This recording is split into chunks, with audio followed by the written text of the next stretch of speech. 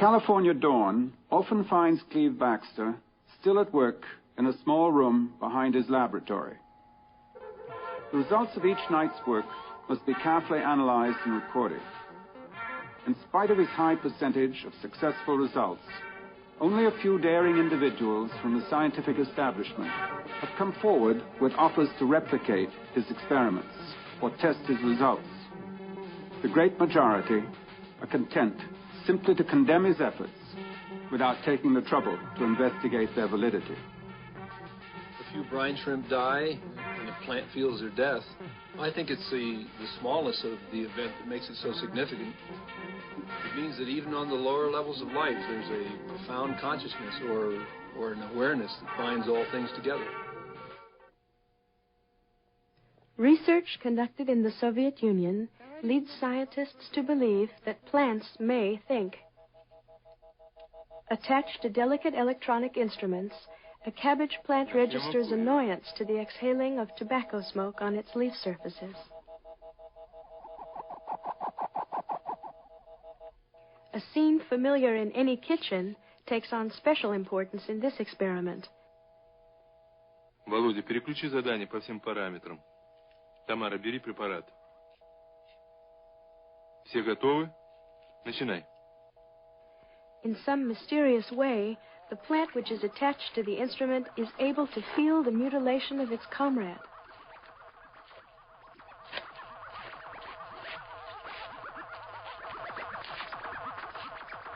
In a more advanced experiment, technicians were asked to pass through a laboratory containing 2 living cabbage plants. One of the subjects has been instructed to destroy the plant which is not attached to the electronic instruments.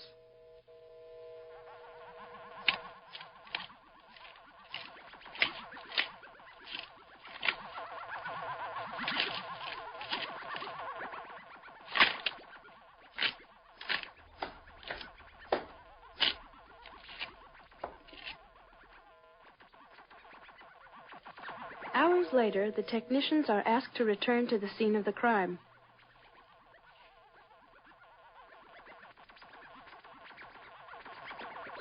The evidence is clear.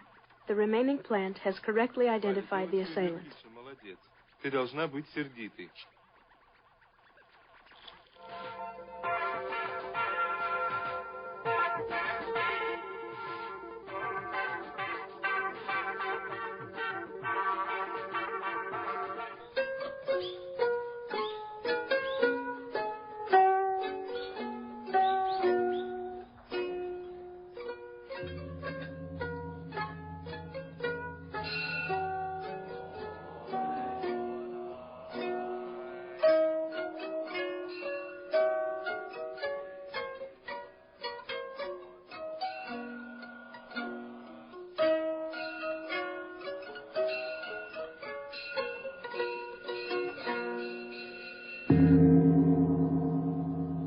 During recent years, gardening enthusiasts throughout Japan have been privileged to witness the remarkable demonstrations of Dr. and Mrs. Kenneth Hashimoto.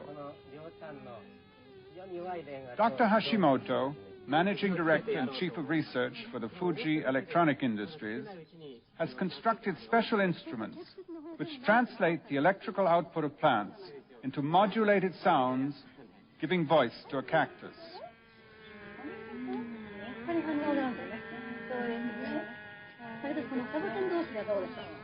Relying on her affinity for plants, Mrs. Hashimoto looks forward to actual conversation with her cactus.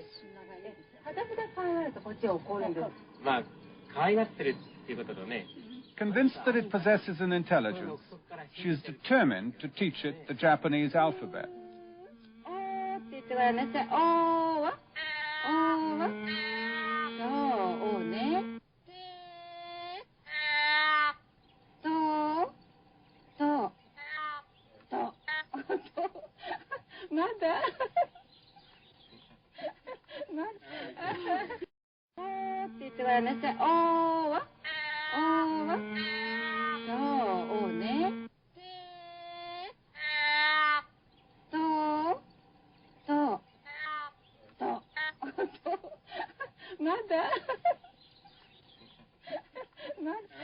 Norman Goldstein, a professor of biology and expert in the new science of electrophysiology, agrees to review the results of the experiment, which will determine whether the plant Mimosa pudica actually responds to human emotions. As you can see, we have the normal copper screen and such as that Faraday cage, block out electromagnetic signals, radiations. But in addition to that, we have a plexiglass over here that blocks the wind movements and ion movements and air flows that would, shake the plant, cause abnormal signals. We also have a motion detector in here, which will allow us to look and see whether any external motions or movements have interfered with the experiment, so we can tell when the plant is actually vibrated. Where's the subject with respect to the cage now? We're going to seat him, within a few feet of the cage, probably about 5 feet. And he'll be viewing a screen. He'll be watching a stimulus movie that we're providing. Mm-hmm. And then his emotional responses should carry over into the cage here and affect the plant. That's what we're hoping for. We're going to be measuring your galvanic skin response, which means your emotional activity. Okay. Let's hope there is some. Is that too tight? No, that's great. Okay. This is going to measure your blood volume. And this will measure the muscle tension in your forehead, or the EMG. Mm-hmm. Okay? Good.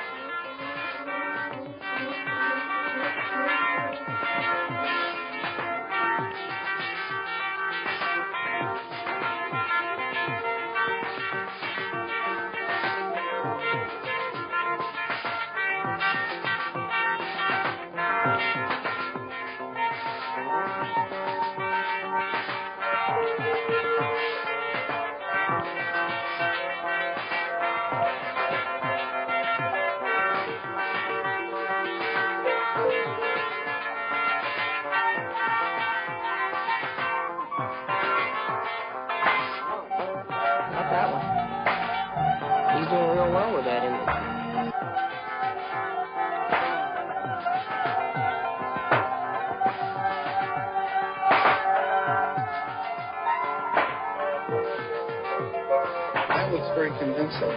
I have to think about that one. Well, let's say that the experiment is quite well done.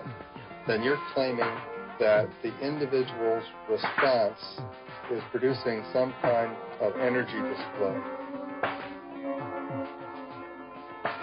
When you're finished analyzing your data and it supports your contentions, you can imagine what importance this will be. You can imagine it'll change our whole picture of how we relate to plants, that we're interacting with them all the time.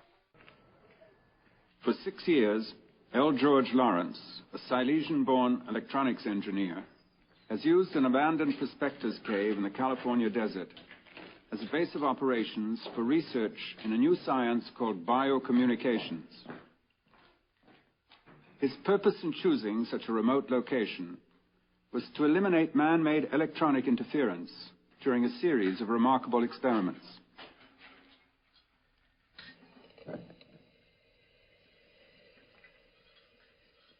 I started my work on plants in 1962 while I was an engineer in the aerospace industry. And at that time, it was one of our goals to develop jam-proof missile components. Now, after much experimentation, my attention turned to living plant material, in particular to plant leaves. Plant leaves are able to react to gravitational changes, to temperature changes, to electrostatic fields, and so on, simultaneously. Now, a man-made sensing device cannot do this. So, as time went on, and I experimented with these various plants and plant leaves, I noted very unusual reaction patterns. Now, at that time, I thought that my equipment was defective. It did not occur to me that I was witnessing a profound consciousness in these living plants. But I was an engineer, a nuts and bolts man.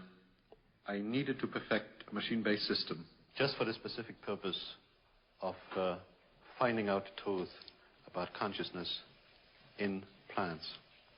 And to my extreme surprise, it worked. There is indeed a consciousness in the plant kingdom. Lawrence's latest equipment differs significantly from that of other researchers. It dispenses with the necessity to use electrodes directly attached to the subject.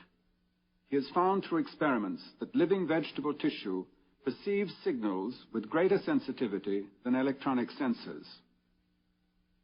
These tiny mustard seeds, removed from a nutrient bath at the point of germination, will act as antennae to receive distant biological radiation.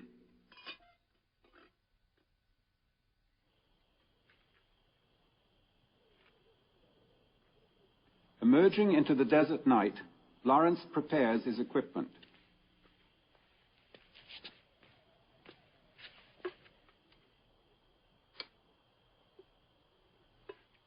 At the end of a Faraday tube, he inserts the seeds which will monitor the signals. A rotating beam splitter will eliminate radio interference. Consulting a star map, Lawrence searches for the constellation Ursa Major, the Great Bear. It is to celestial coordinates 10 hours, 40 minutes by 56 degrees that he will direct his instrument.